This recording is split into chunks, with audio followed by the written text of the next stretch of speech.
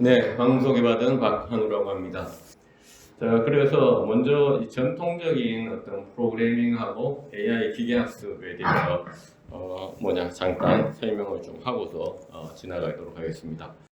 지금 우리 전통적인 프로그래밍이라면 아무래도 우리 미디어 커뮤니케이션이라든가 사회과학에서는 통계 분석을 의미를 할 수 있겠죠. 그래서 여기에서는 저희들이 우리가 분석하려고 하는 데이터가 있습니다. 그렇죠? 이 분석하려는 데이터가 있으면 이 데이터를 이미 만들어지는 어느 계산식에다가 우리가 투입을 하죠. 우리 SPSS에서 이렇게 하고 있습니다. 엑셀에서도 이렇게 하고 있고요. 그렇게 되면 그 결과가 아웃풋으로 나오는 거죠. 그래서 이러한 것이 전통적인 어떤 프로그래밍 혹은 뭐 우리의 관점으로 얘기하자면 전통적인 통계 분석이 되겠습니다. 자, 그렇다면 기계학습이라고 하는 것은 여기에서 논리가 완전히 좀 달라지는 것인데요. 데이터를 같이 투입을 하지만은 여기 학습이라는 가정을 합니다. 그래서 이 트레인이라는 학습을 하기 위해서 흔히들 이 데이터가 무엇인지에 대해서 우리가 그 먼저 지시, 소위 말해서 태그 혹은 속성 정보 등을 넣는 거죠. 그래서 우리가 원하는 아웃풋에 넣어서 학습이라는 것을 하고 이 학습이라는 것을 통해 가지고 이 프로그램을 흔히들 이제 모델이라고 얘기합니다. 이런 모델이 나오면 이 모델에다가 우리가 실제로 분석하려고 하는 뉴 데이터를 넣게 되는 거죠. 그리고 나서 아웃풋이 나옵니다. 그렇기 때문에 이 모델이라고 하는 것이 예컨대 블랙박스화 되어 있다. 다시 말해서 알려져 있지 않고 투명성이 부족하다라는 이런 이제 문제 제기들을 이제 하고 있는 입장이죠. 그래서 위에 있는 전통적인 프로그래밍, 통계 분석하고 아래에 있는 인공지능의 분석의 절차를 보면 완전히 틀리죠. 왜냐하면 이런 학습이라는 과정들을 가지고 있고 이 학습이라는 과정을 통해서 나왔는 이 모델에다가 새로운 데이터를 집어넣고 그 다음에 아웃풋이 나오는 것입니다. 이러한 그 방법에 대해서는 사실은 이제 우리가 이렇게 주목하게 된 것은 챗GPT가 대중적으로 활용이 되면서 그렇죠. 그래서 22년도 그러니까 연초에서 이제 겨울을 지나면서 이런 대화형 모델이 나오면서 그렇게 되었는데요. 이와 같은 그 회사들, IT 회사들, 뭐 아마존 같은 좀 더 전통적인 IT 회사들부터 해서 최근에 오픈 AI 같은 회사들을 보면 다 이제는 데이터 분석을 하는 데 있어 가지고 이 인공지능 모델들을 다 사용한다라고 이제 적혀져 있습니다. 그러면서 그것을 주도했는 것은 아이러니하게도 여기서 보면 이어 파운디드 설립 연도를 보시면 마이크로소프트가 1975년도잖아요. 근데 마이크로소프트가 오픈 AI에 큰 투자를 하면서 훨씬 더 빨리 이것을 선점을 하게 되는 그런 형태가 되는 거죠. 그래서 이와 같은 것이 전통적인 회사들에서도 이렇게 이제 하고 있다라는 것을 말씀을 드리고요. 우리는 이제 미디어 커뮤니케이션 쪽이니까 언론사에서도 이러한 AI 모델들을 이제 사용을 하고 있는데 이 언론사에서의 어떤 AI 그 모델이라고 하는 것들은 보면 AI를 가지고서 우리가 텍스트를 생산하거나 이미지를 생산한다. 다시 말해서 기사를 새롭게 생산하는 것을 얘기하는 것이죠. 혹은 그래서 이러한 것이 사용하는 것이 얼마만큼 윤리적이냐는 문제들, 그 다음에 이것을 통해 가지고 기사를 생성했을 경우에 이 기사가 AI에 의해서 작성되는 것을 우리가 밝히느냐 마느냐라는 어떤 규칙의 문제들, 이런 가이드라인들을 생성하는데 이제 초점을 이제 맞추고 있는 형태예요. 근데 최근에는 한국언론진흥재단에서 영남일보라고 해서 이제 대구의 주재인 영남일보가 최초로 한국언론진흥재단의 지원을 한 1억 정도를 받아가지고 AI를 이용한 이미지 생성 프로그램을 만들었습니다. 그래서 이제 그 언론사 자체적으로 그것을 활용을 하려고, 왜냐하면 뭐 중앙일보라든가 다른 언론사들도 있었지만은 거기는 이제 자체 이제 기금을 통해서 했고요. 영남일보는 지역 언론이어서 이제 언론진흥재단 받아서 했는데, 중요한 거는 이 활용도가 그렇게 이제 높지는 않다. 그 사람들이 여전히 진입 장벽을 가지고 있다. 그러나 더 중요한 거는 이제 여기에서 어떤 가이드라인을 갖는 거. 그래서 대구일보의 경우에는 AI가 생성한 기사라는 코너를 따로 만들어 놓고 있기도 합니다. 그 다음에 AI 기반한 연구의 파이프라인이 있는데 이것은 이제 우리가 전통적인 연구에서의 어떤 파이프라인, 연구 문제, 연구 가설, 그 다음에 연구 설계, 그 다음에 데이터 수집, 그 다음에 데이터 처리, 그 다음에 알고리즘, 이제 이런 사회학적인 전통적인 문제와 이공계열에서 하고 있는 그런 것들을 이제 포함해서 얘기하는 건데요. 여기에서 가장 중요시 여기는 것이 소위 말해서 이제 파인 투닝이라고 해서 이제 정교화한다 혹은 뭐 조정한다라는, 그래서 그 모델을 다시 한 번 더 검토한다. 이제 이 과정을 상당히 AI 기반 연구들에서는 중요하게 여기고 있습니다. 그런데 앞서 제가 말씀드렸는데, 그러니까 전통적인 프로그램하고 머신러닝, 기계학습, AI 기계학습의 큰 차이가 바로 이 학습의 과정, 그다음에 학습에 우리가 원하는 데이터를 미리 그러니까 투입하는 이 과정을 말씀을 드렸는데, 소위 학습에는 크게 두 가지가 있는데 학습을 하는 경우도 있고 학습을 하지 않는 경우도 있습니다. 학습을 하지 않는 경우를 우리가 non supervised 해서 비지도, 그러니까 지도를 하지 않았다, 학습을 하지 않았다 이렇게 얘기하는데요. 학습을 하지 않았다는 것은 예컨대 내가 데이터를 이게 뭐 강아지인지 고양이인지 아니면 강아지가 중앙에 위치해 있는지 아니면 강아지도 있고 고양이도 있는지 이런 것을 표시하지 않는다는 것인데요. 이렇게 하는 이 비지도 기계 학습에서 인기 알고리즘들을 보면 뭐 K-민즈라든가 위계적 클러스터 이런 방법들이 있는데요. 이런 방법들을 현재도 많이 쓰고 있고 전통적인 통계 분석하고 좀 유사한 측면도 있어요. 근데 그 쓰는 많은 방법들이 그 단점을 보면 이런 얘기를 하고 있어요. 성능이 많이 떨어진다. 푸어 퍼포먼스가 네 가지 모두 다 그런 얘기를 하고 있어요. 이 얘기는 무엇이냐면은 이 AI 모델에서는 학습 데이터를 이 비지도 학습하지 않는 데이터보다는 훨씬 더 선호한다라는 거죠. 그래서 계속 이 학습의 이야기들을 많이 하고 있다. 그래서 이 K-민즈라든가 하이아키얼 클러스터라든가 가우시안 모델링이라든가 이런 것들이 계속 성능이 떨어지는 문제가 있다라는 이 얘기를 이제 하고 있습니다.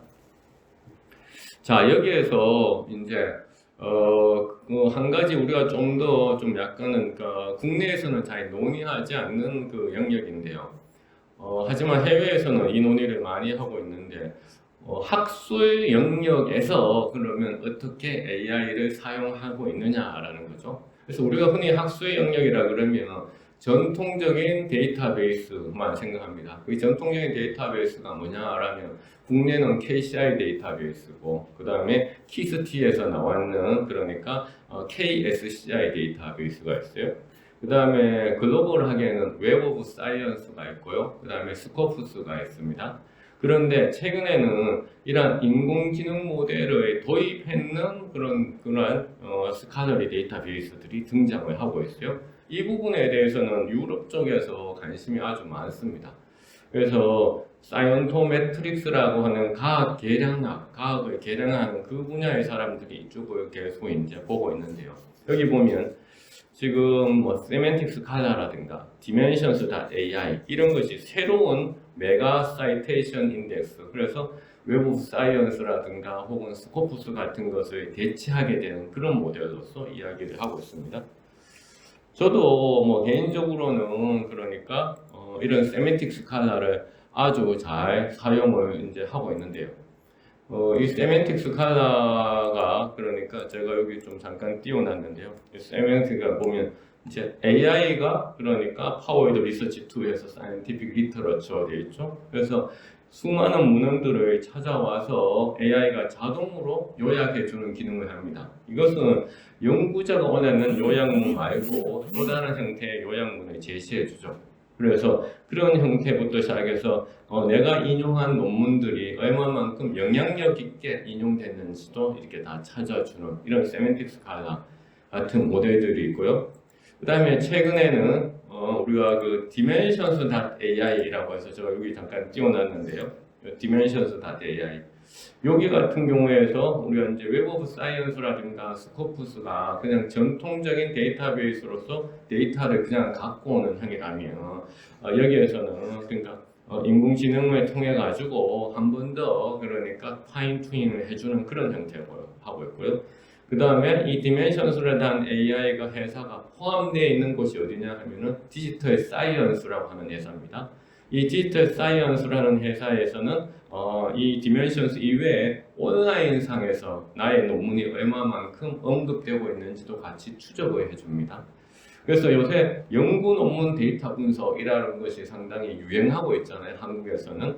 그런데 실제로는 뭐 연구 논문 데이터 분석은 사이언토메트릭스라는 영역에서 꾸준히 해왔던 건데, 이 연구 논문 데이터 분석에서 기존의 그런 웹 오브 사이언스라든가 스코프스만을 하는 것이 아니라 이 디멘션스 데이터 혹은 세멘틱 스칼라의 데이터들을 인용하는 경우들이 이제 점차 해외에서는 많아지고 있다로 말씀을 드릴 수 있을 것 같아요.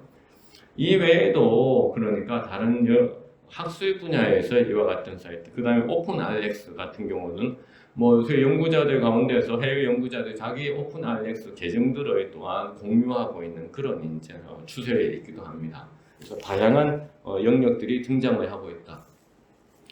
그러나 실제로 우리가 그러니까 이런 인공지능을 사회과 문과 영역에서는 사용하는 방법들이라든가 어떤 유용성을 찾아본다면, 그러니까 스탠포드 대학의 4학년 정도의 능력을 가지고 있다 이렇게 얘기했었잖아요, 챗GPT가. 그렇다면 마찬가지로 그냥 조교학명을 쓰는 정도의 능력을 보여주고 있는 건 확실한 것 같아요. 여기에서도 제가 이제 그 사례들을 이제 얘기했는데요. 예컨대 제가 엑셀 파일을 챗GPT한테 투입을 했어요. 그리고 그 엑셀 파일에 대해서 설명을 했습니다. 이 엑셀 파일의 첫 번째로는 그러니까 학자들이고 두 번째로는 논문들이고, 그래서 그 엑셀 파일을 한번 가로 세로를 분석해보고 매트릭스 포맷으로 다시 변환시키고 또 그것을 해보니까 숫자 값이 내가 계산했는 거하고 맞지 않았어요. 그래서 왜 값이 틀리지 했더니만 중복 데이터가 있다고 해서 내가 못 찾았는 걸 또 찾아주더라고요. 그러니까 이와 같이 그러니까 연구 조교 그러니까 대학원생이나 혹은 연구원하고 같이 앉아서 그러니까 데이터의 분석들을 실제적으로 하는 거를 챗GPT가 이렇게 도와주는 거죠. 이 정도만 하더라도 사실은 이 문과 쪽에서는 이 연구 도구로서 챗GPT를 많이 할 수 있는 거고.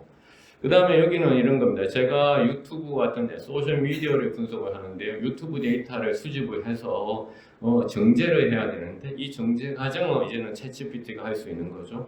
이제 유튜브의 데이터를 다운로드 받아서 텍스트 데이터를 챗GPT한테 투입을 해서 제가 이렇게 얘기했어요.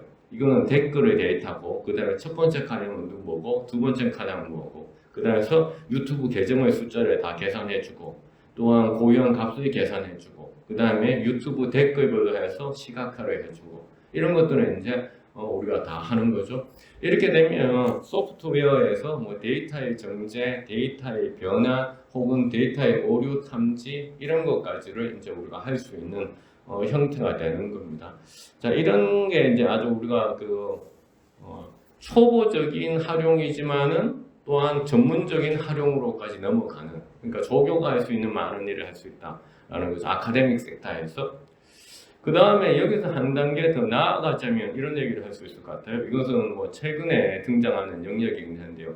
질적 연구자들도 이제는 그러니까 생성형 인공지능, 특히 LLM, 라지 랭귀지 모델을 사용을 하는 것이 큰 장점을 가지고 있다. 그래서 질적 연구의 가장 큰 분야가 주제 분석이라고 하는 건데요. 세멘틱 어널리시스. 이 질적 연구자들에 대해서 우리가, 저도 뭐 질적 연구자는 아니지만 질적 연구에 관심을 가지고 계속 하려고 노력하는 사람인데요. 질적 연구자들이 데이터의 양에 대해서 관심이 없는 건 아니에요. 그들도 질적 연구를 하면 데이터의 양이 중요하다고 생각을 합니다. 그러나 데이터의 양을 무한정 계량 연구자들처럼 확대하지 않죠. 왜 하지 않느냐? 우리가 인터뷰를 10명 하는 거하고 인터뷰를 20명 했을 때 데이터가 계속 포화 상태가 되더라도, 세츄레이션 포화 상태가 되더라도 더 이상 의미 있는 카테고리가 나오지 않는다라고 생각하는 거죠. 그게 바로 세멘틱 어널리시스의 포화의 문제인데요. 이 포화의 문제들을 이 사람들은 이 라지 랭귀지 모델에도 적용을 해서 할 수 있다 생각하는 거죠. 이게 무슨 얘기냐?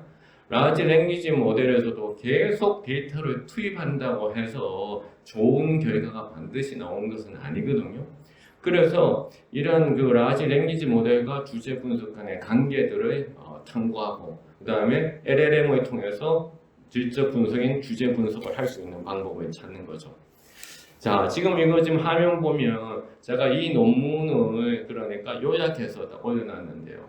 딱 보면 이제 이게 챗GPT가 했다는 것을 알 수가 있어요. 왜냐하면 챗GPT의 요약 형식은 특별한 지시사항이 없으면 소수의 개조식으로 나옵니다.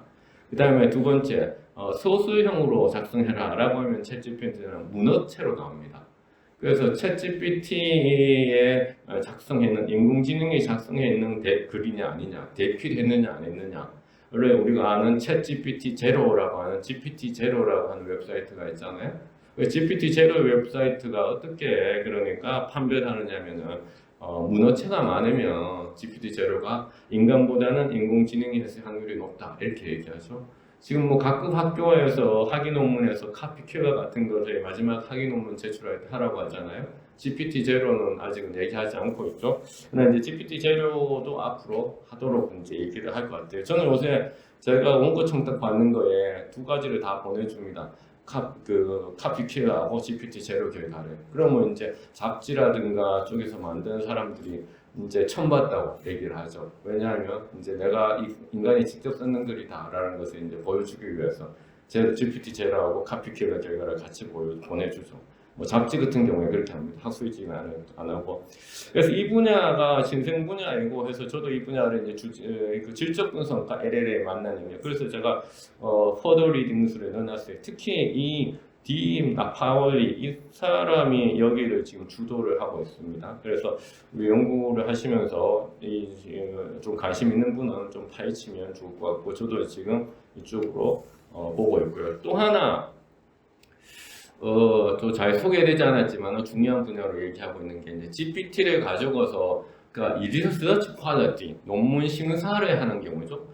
그러니까 논문 심사를 이제 구글의 제미나이하고 챗GPT를 두 개를 가지고 해봤는 거죠. 그러니까 이 마이크 더울이라고 하는 이 이제 학자는 마이크 더울이라고 하는 학자는 저랑 뭐 20년 넘게 같이 공동 연구를 해왔고 소위 말해서 이 빅데이터라는 용어가 나오기 전부터 우리가 이야기를 할 때부터 했던 그 학자인데 이제 최근에는 이제 이 챗GPT 같은 인공지능을 가지고 리서치 퀄리티를 하는 거죠. 그래서 이제 이렇게 보는 거예요. 논문을 논문 풀페이퍼를 전부 넣었을 때 제미나이가 잘 평가하는지 혹은 챗GPT가 더 하는 것인지 구글의 제미나이가 하면 제목하고 초록만 사용했을 때 이렇게 하는지.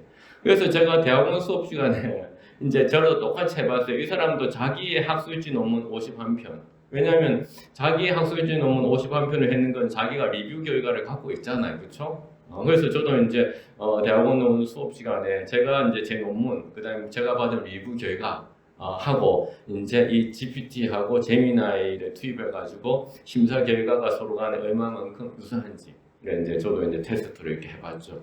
그래서 이 사람이 해보니까 풀 페이퍼를 했을 경우에는 그러니까 제미나이가 좀 더 성능이 낫더라. 그 다음에 제목하고 초록만 쌓였을 때는 GPT가 좀 더 낫더라. 라면서 이제 그것을 영국에는 그러니까 리서치 액세스먼트라고 하는 모델이 있는데 우리로 따지면 뭐 연구 성과 평가하는데 그거하고 같이 이제 해서 200편의 논문을 비교해봤죠. 그 다음에 어떤 학술지들은 오픈 리뷰를 하기 때문에 리뷰 결과들이 인터넷에 공개되어 있습니다. 그렇죠. 그랬을 경우에는 그 연구 논문 데이터와 그다음에 퍼블리시된 연구 논문 데이터와 오픈 리뷰해놓은 리뷰를 두 가지를 비교 가능하겠죠. 그것을 어떻게 주제 분석을 통해 가지고 비교를 할 수 있을 거예요. 아마 주제 분석 그렇죠. 그래서 이와 같은 연구들을 이제 하고 있는데요. 지금 마이클 더블에 대해서 잠깐 좀 얘기를 하고 가요. 이분은 이제 지금은 유니버시티 오브 셰필드라고 하는 이제 다른 영국에 있는 다른 대학으로 이제 옮겼는데 울버햄턴 대학이라는 곳에서 이제 오랫동안 있었어요. 울버햄턴 대학은 영남대학교와 경산에 있는 영남대학교와 비슷하게 아주 시골에 있는 대학이에요. 저도 뭐 가서 엄청나게 시골이어가지고 진짜 힘들게 방문을 했었는데요. 1년에 논문을 한 50편 정도 씁니다. 그거를 지금 20년 이상 이제 그렇게 하고 있고요. 너무나 그 겸손하고 거의 논문밖에 쓰지 않는 생활이 아주 단조로운 그런 생각을 하는데 셰필드 대학을 최근에 이제 옮겼죠. 셰필드에 옮겼고요. 이분의 논문에 보면 그럼 뭐 지금까지는 어떤 연구를 했었느냐, 저 비슷하게 이제 하이퍼링크 연구를 했었어요. 그래서 우리가 이제 인터넷상의 비증명 데이터의 최초는 하이퍼링크다라고 해서 하이퍼링크 연구를 하면서 우리가 이제 2001년도에 교류를 했고요. 이신혜 교수님 저 오늘 처음 대면했다고 하는데 마이클 더웨이 교수도 제가 박사과정 때 제가 첫 번째 논문 나오고 나서 저한테 이메일을 보냈어요. 당신 논문을 잘 읽었다. 나랑 비슷한 거 하고 있는데 앞으로 교류를 하지 않겠냐. 그래서 만나지 않고 논문을 몇 편 썼었죠. 그리고 제가 박사 학위를 받고 그 다음에 네덜란드에 취직을 했고 그래서 그때 제가 영국에 방문을 했었죠. 그래서 이분이 최근에 이제 이 분야로 이제 리서치 퀄리티를 하는데 AI를 이용한 연구들을 지금 계속 뭐 쏟아내고 있습니다. 유럽에서는 뭐 그냥 뭐 마이클 더울이라고 하면 그냥 뭐 다 그냥 인정합니다. 그냥 더 이상에만 왜냐하면 처음에는 논문을 많이 쓰는 수학자 이 정도로 생각을 했었어요. 수학이 전공인데 인포메이션 사이언스를 하고 있거든요. 그런데 이제 이분의 진정성이 워낙 뛰어나고 엄청나게 그러니까 다른 사람들의 연구도 많이 도와주고 그래서 이 좀 논문들이 많습니다. 자, 그럼 좀 더 지금 학술 섹터에서 AI 제가 말씀을 좀 드렸어요. 연구 도구로서의 AI, 그 다음에 학술의 논문을 평가하는 것으로서의 AI. 그걸 두 가지 차원에서 말씀드렸고요. 좀 더 사회학적인 측면에서 하나 또 중요한 연구를 소개해야 될 것 같은데요.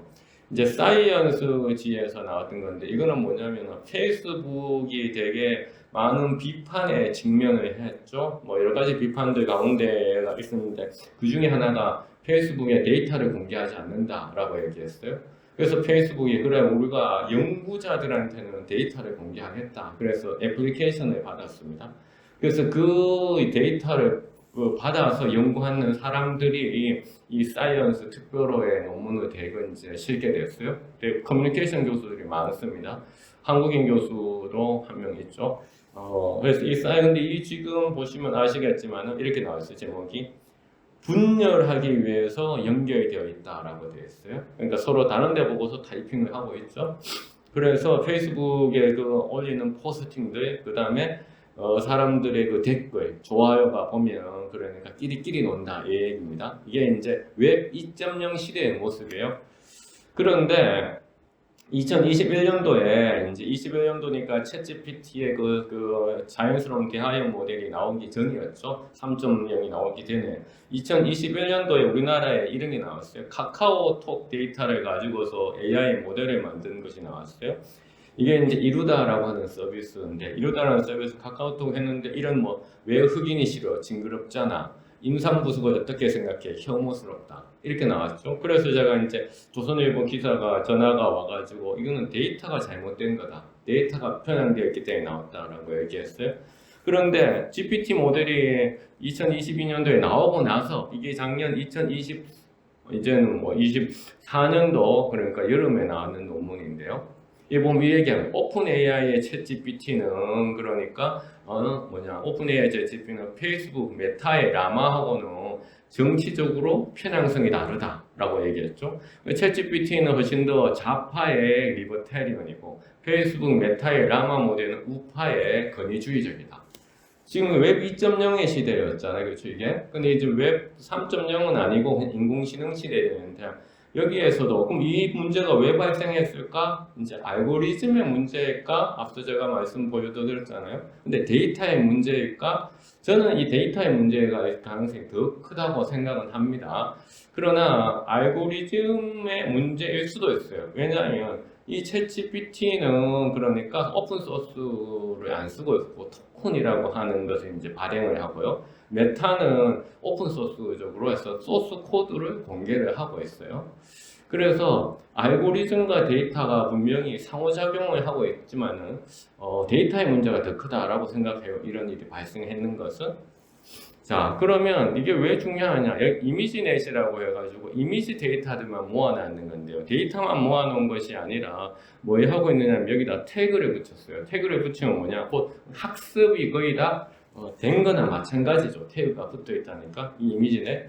그래서 제가 이제 이 이미지 넷에 대해서 문제에 대해서 이 트레버 파글렌이라고 하는 여성 학자가 썼는 책을 보니까 이 사람이 아주 재밌는 얘기를 하고 있어요. 자기가 이미지넷 데이터를 그러니까 파헤쳐 보니까 그러니까 비키니를 입고 웃고 있는 여성 사진 밑에 태그가 지저분한 여자라고 적혀 있고 맥주 마시는 젊은 남자는 알코올 중독자라고 적혀 있고 선글라스 낀 아이는 패배자로 그렇게 밑에 학습이 되어 있더라. 태그가 되어 있더라. 이런 얘기를 하고 있죠.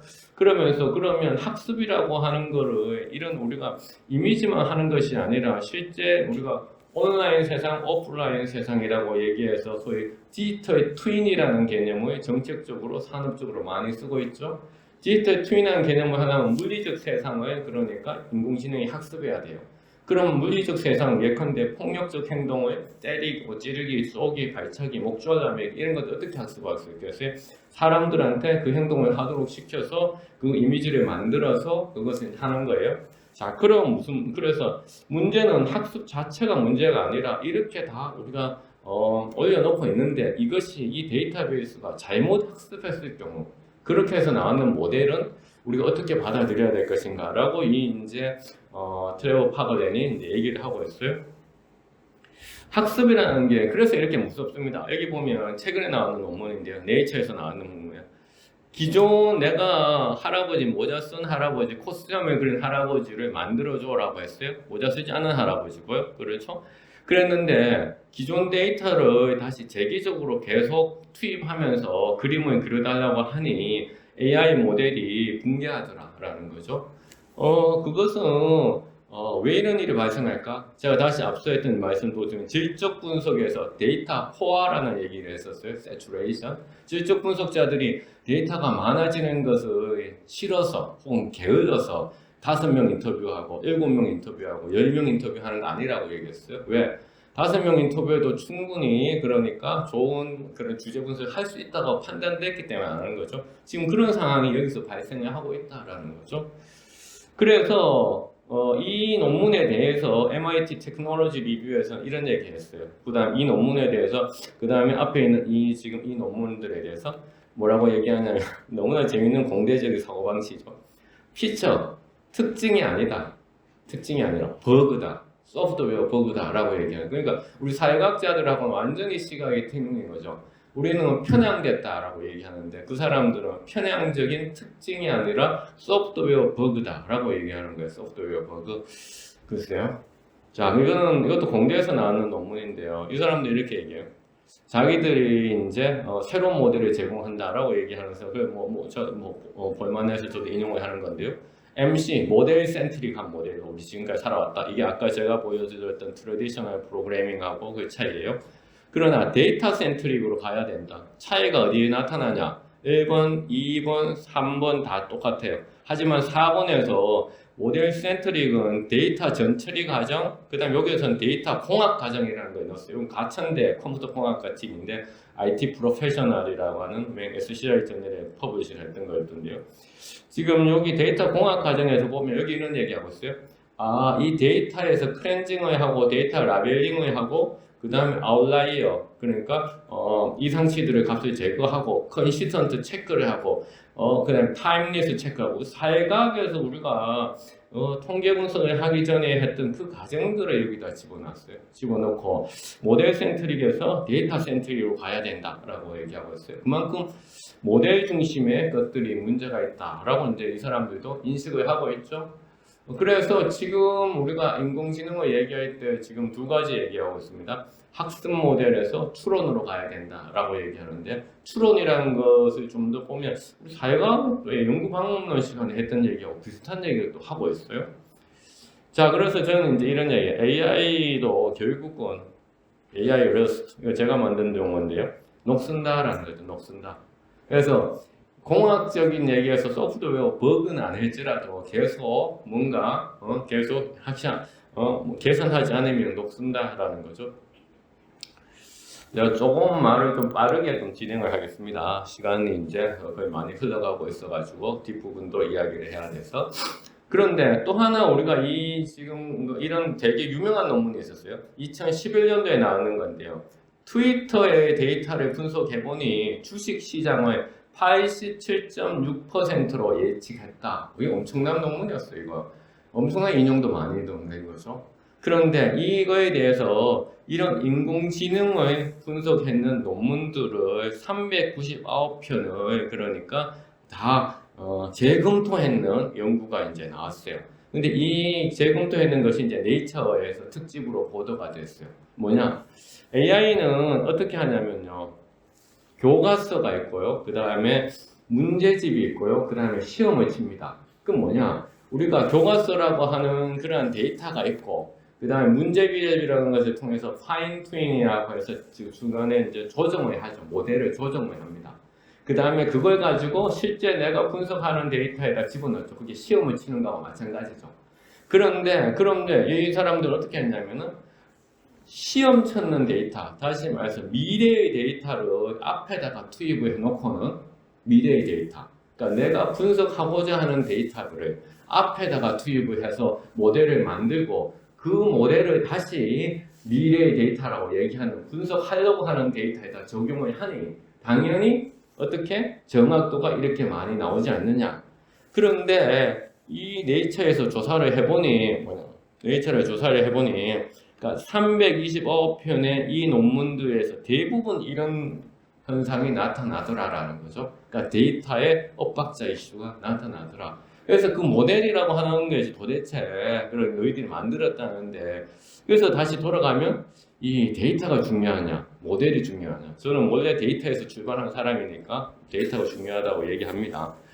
자, 여기에서 이제 뭐 그 정도까지 말씀을 이제 드리면서 국가전, 아까 우리 박소영 교수님 보니까 국가의 문제가 있어서 저도 이제 국가적 문제 좀 약간 얘기해야 될 것 같아요. 글로벌 문제. 엔비디아부터 시작해서 뭐 엄청나게 이제 CPU에서 GPU의 시장에 가면서 주가도 많이 떼고 했잖아요. 얼마 전에 파이낸셜 타임스 보니까 이제는 APU가 나오겠다 이렇게 얘기하더라고요. APU는 A는 accelerated 해서 CPU와 GPU를 합쳤다라고 얘기하는데, 이 파이낸셜 타임스에서 얘기해요. 1등은 여전히 마이크로소프트와 같은 회사, 그 다음에 뭐 아마존이라든 구글이라는 회사가 AI에 많이 투자하지만 바이트댄스, 그렇죠. 그 다음에 텐센트, 이런 중국계 회사들이 엔비디아라든 이런 걸 많이 쓰고 있다. 그죠? 이거는 지금 이번에 딥시크 그 중국산 저가 AI 나오기 전에 나왔던 신문 기사였어요. 그래서 중국에서도 엔비디아 AI 칩을 지금 엄청나게 돈을 투입을 해서 쓰고 있다. 그 다음에 미국과 중국이 AI 패권을 가운데에서 어떻게? 중국이 벌써 앞질렀다는 호주 전략정책연구소의 보고서도 있다. 자, 이 얘기를 왜 하냐면 뒷부분에 커뮤니케이션 사이언스에서 AI 얘기할 때 중요하기 때문에 제가 이렇게 얘기를 하는 겁니다. 중국이 그러니까 이렇게 이제 하고 있고, 또한 한국에서도 우리가 이런 얘기합니다. 공공형 AI 서비스가 필요하다라고 얘기하면서 공공형 AI 서비스 필요하다는 이 얘기를 합니다. 국가 데이터 인프라가 필요하다라고 얘기해요. AI하고 데이터는 뗄래야 뗄 수 없는 관계죠. 전자가하고 전기가하고 누가 싸우면 이기냐 그러면 저는 전기가가 이긴다고 얘기합니다. 이건 전기 뽑아버리고 그만이잖아요.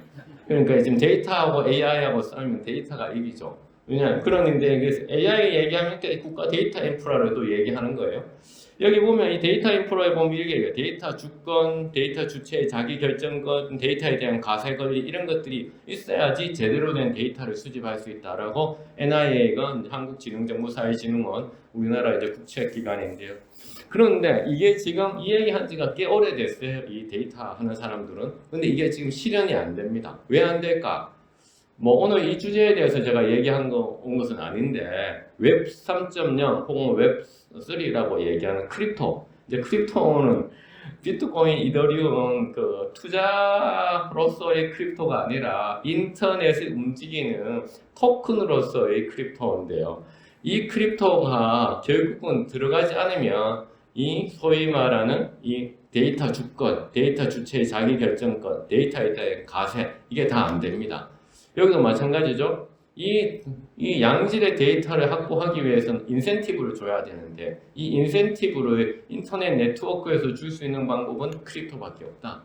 그래서 제가 이것도 만든 용어입니다. CAD, CAD, 크립토 AI 데이터.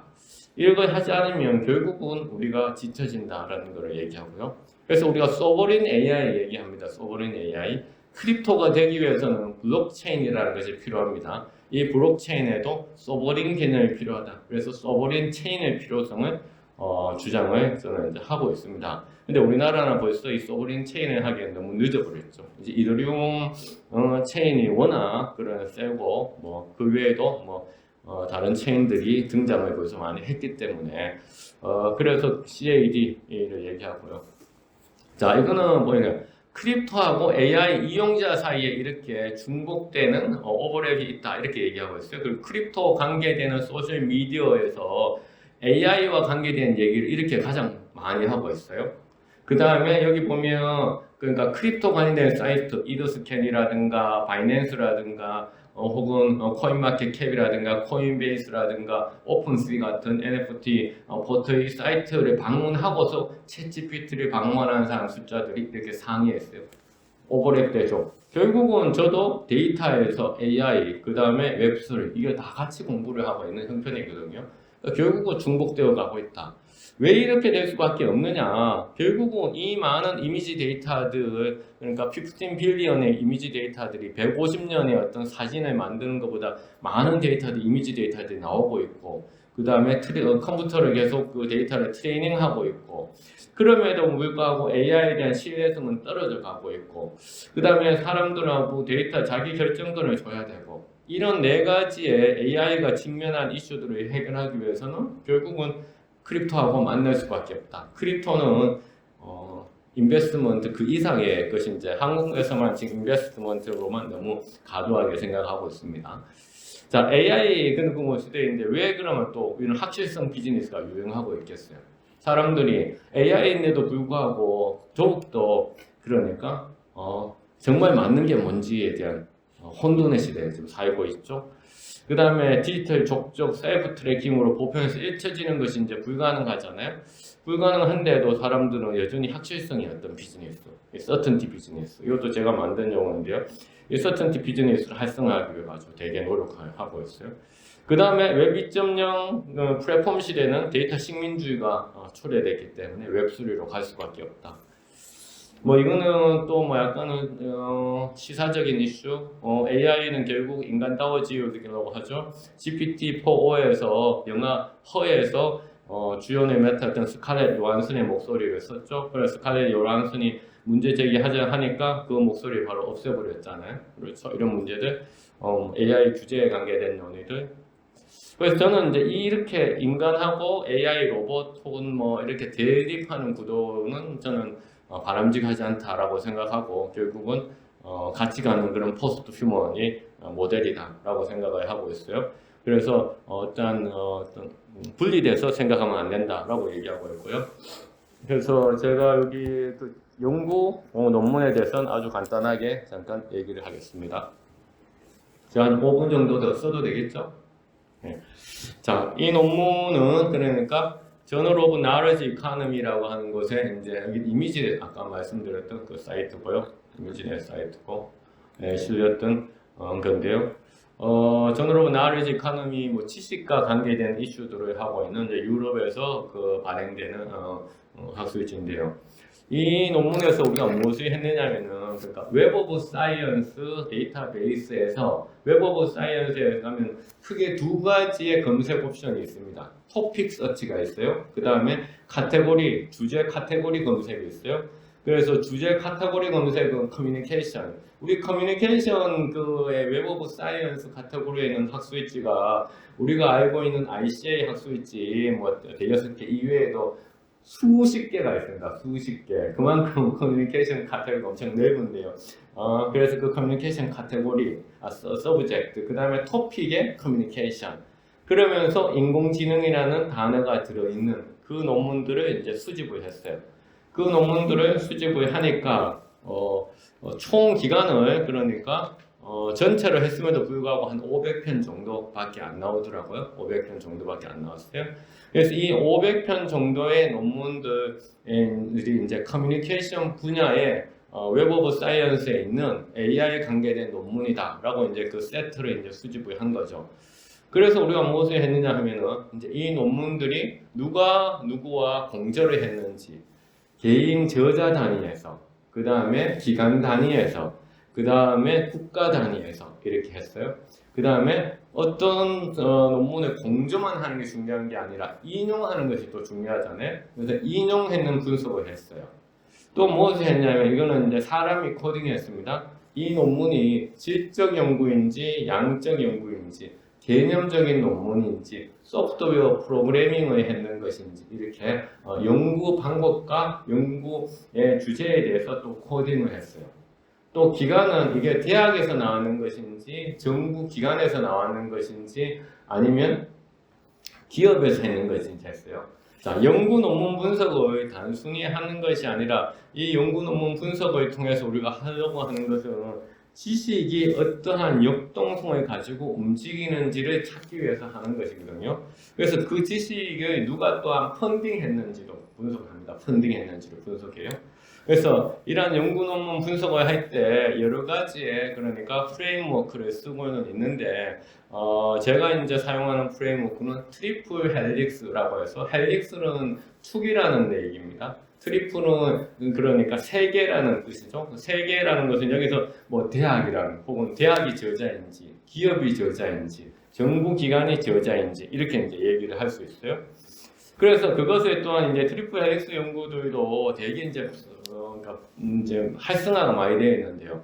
뭐 컨센서스 스페이스, 그래서 개념화된 스페이스, 혁신적인 스페이스, 지식의 스페이스 이런 얘기를 하면서 이제 합니다. 그래서 뭐 기초적인 분석은 당연히 어떤 학술지에 많이 이 논문들이 쓰였는지 분석하는 거죠. 그래서 봤더니 뉴미디어 소사이어티, 디지털 저널리즘, 프로페셔널 델라 인포마티온. 프로페셔널 델라 인포마티온은 유럽에서 발행되는 학술지인데 인포메이션 사이언스이고 커뮤니케이션. 그러니까 서브젝트 카테고리가 인포메이션 사이언스로도 되어 있고 커뮤니케이션으로 되어 있어요. ICS, 인포메이션 커뮤니케이션 소사이어티, 인터넷 팔리시 리뷰 이런 학술지에 투고를 많이 해서 뽑혔더라.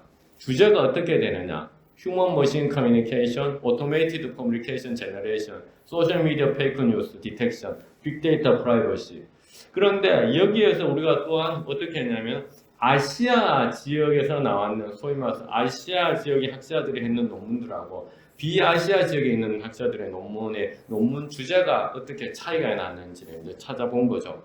그래서 이와 같은 연구 논문 데이터를 수집을 해서 지금 이거 보면 보스뷰어라고 되어 있어요. 보스뷰어라고 하는 거는 네덜란드에 있는 라이덴 대학교에서 만드는 툴이에요. 그래서 웹 오브 사이언스에서 우리가 데이터를 수집을 하죠.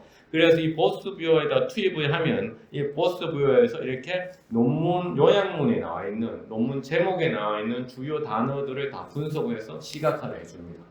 그 다음에 공저자들을 또 찾아줘요. 그래서 요거와 관계되는 것도 유튜브에 제가 매뉴얼 형태의 소위 말해서 따라하기 형태의 동영상을 공개해놨고 최근에 이제 그런 설명하는 책도 하나 썼습니다.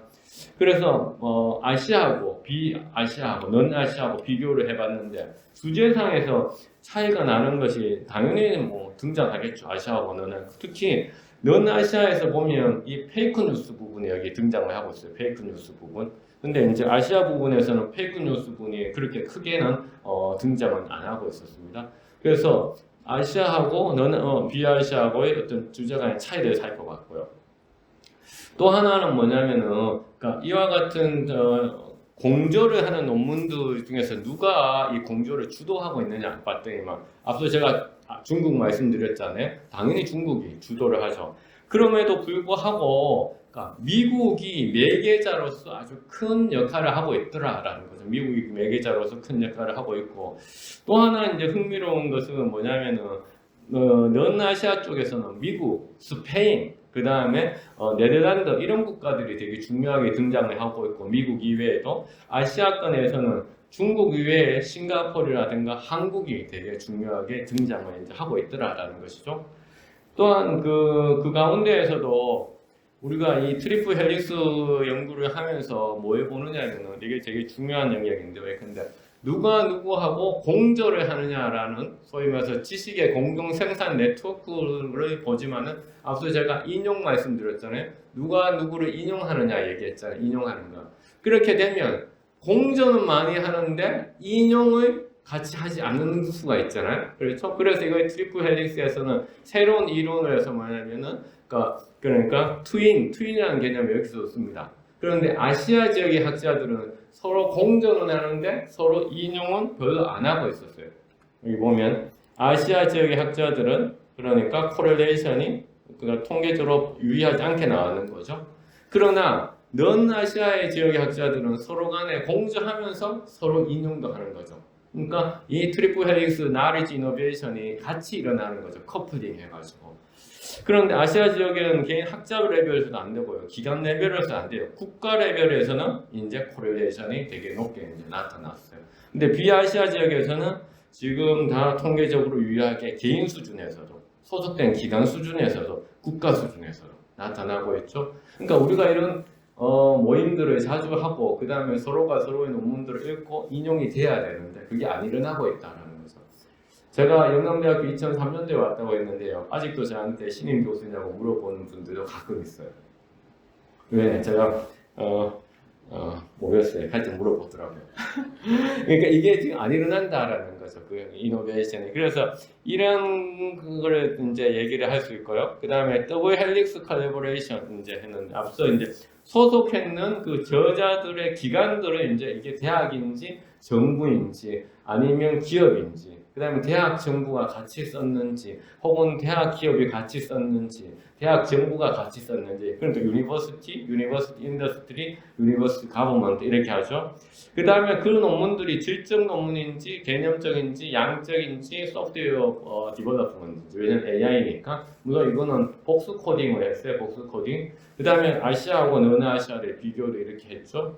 자, 이 그림에서 이제 이 그림 보면 가장 대표적인 알 수 있는 게 보면 가버먼트 있어요. 아시아도 그렇고 너나아시아도 가버먼트 있는데 가버먼트가 저자로 된 논문은 소프트웨어 디벨롭먼트, 프로그램 디벨로퍼 쪽은 선이 아예 없어요. 없죠. 가버먼트 쪽은 아예 없습니다. 없죠. 그 다음에 대학이 주로 저자를 했는 논문들은 컨셉추얼, 퀄리테이티브, 퀀터테이티브, 프로그램 디벨로먼트처럼 대학은 자유롭잖아요. 그래서 여러 주제와 여러 방법론을 많이 했어요. 그런데 인더스트리 쪽에서는 훨씬 더 적죠. 이 선의 굵기들을 보면, 그러니까 대학에서 했는 것들은 자유롭게 했고, 그 다음에 기업에서 했던 것은 되게 협소하게 이제 했고, 그 다음에 정부 쪽, 그 다음에 펀딩 분석을 해보니까 아시아 쪽 논문들은 주로 펀딩을 주로 뭐냐면은 대학에서 주로 받았어요. 그런데 넌 아시아 쪽의 펀딩들이 아주 다양해요. 특히 인터내셔널 펀딩들은 많아요. 웰컴 트러스트라든가 소위 우리가 이제 잘 지원하지 않는 뭐 폭스바겐 재단이라든가 그래서 이런 쪽에 다양한 곳에서 펀딩들을 이제 받아서 하고 있더라. 그 이제 트리플 헬릭스의 또 차이가 이제 생겨나는 거죠. 그래서 이런 측면에서 이제 그냥 우리가 연구 논문 데이터 분석을 할 때 그냥 퍼블리케이션이 어디서 많이 나왔느냐라든가 혹은 뭐 인용 지수 분석을 떠나가지고 좀 더 이 전체적인 구조를 볼 수 있는 이런 분석들도 이제 우리가 많이 하고 있다. 그거에 우리가 이제 뭐 더블 헬릭스, 트리플 헬릭스, 쿼드러플 헬릭스 이런 얘기들을 통해 가지고 이제 하고 또 거기에도 이렇게 코딩도 하고 이렇게 이제 하고 있다라는 거죠.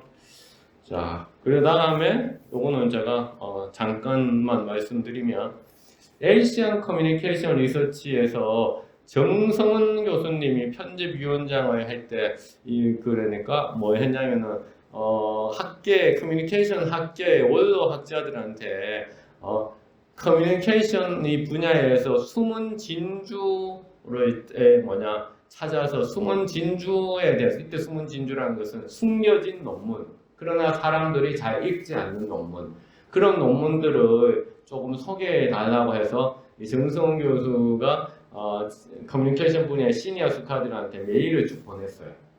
그래서 저희 지도 교수인 조지 바넷 교수도 그 메일을 받았어. 그래서 조지 바넷 교수가 조지 바넷 교수의 입장에서 커뮤니케이션 분야에서 숨은 진주 논문 2편을 이제 소개하는 이거를 아티클을 썼어요.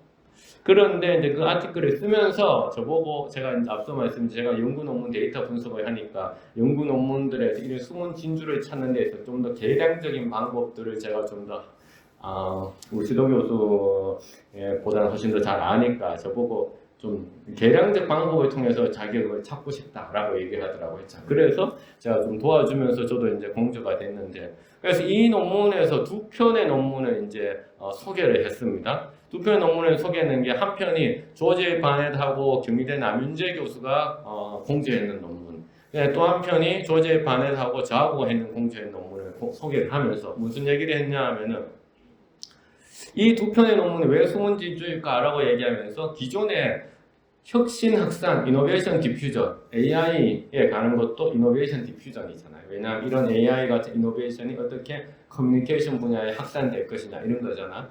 그런데 그런 혁신 확산에 관한 논문들은 대부분 어답션이냐 디스어답션 혹은 어답션의 원자론적 관점에서만 바라보고 혹은 심리적 태도라든가 개인의 속성의 관점에서 하는 그런 연구들이 많고, 그 다음에 미국적 관점이 많다. 그런데 남윤재와 조지 바넷 했는 거, 그 다음에 박한우와 조지 바넷 했는 두 개의 논문은 그와 같은 관점에서 이노베이션 디퓨전을 한 것이 아니라 한국적인 데이터를 가지고 했고 원자론적 관점이 아니라 구조적인 관점을 해서 했다라고 해가지고 얘기를 했어요. 그래서 제가 이 얘기 왜 하느냐, 오늘 AI 시간인데 AI라고 하는 혁신의 커뮤니케이션 연구에서도 우리가 할 때 이와 같은 원자론적 관점, 그 다음에 어답션이냐 디스어답션이냐 혹은 미국적 관점 에서만 혹은 심리적 태도의 관점에서만 볼 것은 아니다라는 생각에서 제가 이제 이거 또 뭐 한국고등학교에서 나온 학술지니까 에이시안 커뮤니케이션 리서치, 그다음에 이거는 저의 모토이자 우리 학생들한테 항상 얘기하는 거, 먹고 자고 혁신하라. 그 다음에 요거는 Hello, my name is Anna. I'm an AI avatar. I recommend that you go to Professor Han Woo Park's YouTube to stay up to date on a variety of current affairs in South Korea and throughout the world. 유승철 교수님한테 해당 안 됩니다. 유튜브 구독해달라는 그 얘기. 제 AI 아바타 유튜브 구독해. 그 다음에 요거는 뭐냐면은, 그래서 여기 하시면 제 유튜브로 넘어가고, 저 지금 다 녹음을 하고 있거든요. 그래서 PPT하고 같이 올려놓을 겁니다. 네, 그래서 다른 곳에서 특강했는 것도 볼 수 있고요. 요거는 웹3 제가 말씀했잖아요. 이제 홈페이지를 소개하듯이 제 웹3 주소를 소개하는 거죠. 그래서 제 웹3 주소가 nftkorea.is 이메일 주소처럼 이렇게 이제는 앞으로 더 많이 활성화돼서 이렇게 이제 하게 될 시대가 올 겁니다. 제가 2024년도에 했는데 이 책 왜 한국을 싫어하나, 이게 연구 논문 데이터 분석하는 거예요. 그 주제를 왜 한국을 싫어하나로 반환 정세에 관한 연구 논문들을 분석했기 때문에 했는데, 사실은 방법론 책이고 근데 출판사에서 제목을 방법론 지식 연결만 분석하니까 안 팔린다고, 출판사에서 지식 연결만 가지고 하지 말고 어떤 지식을 분석했는지 보니까 반환 정서니까 왜 한국을 싫어하나 하자 그래가지고, 뭐 힘이 없잖아요, 출판사가. 그리고 제가 했던 제목은 부제로 이해하기 쉬운 지식 연결망. 요거는 제가 지난 교수 생활을 하면서 20여 년 동안 했던 거 모아놓는 책이고요. 제가 요 웹3 책이고, 요거는 웹3를 좀 더 파헤쳐가지고 웹3 기술과 민주주의, 우리 조선대 박소영 교수님 논문도 여기서 제가 인용을 했습니다. 하고 오늘 이렇게 좀 제가 시간을 한 10분 오버했는데 죄송합니다. 감사합니다.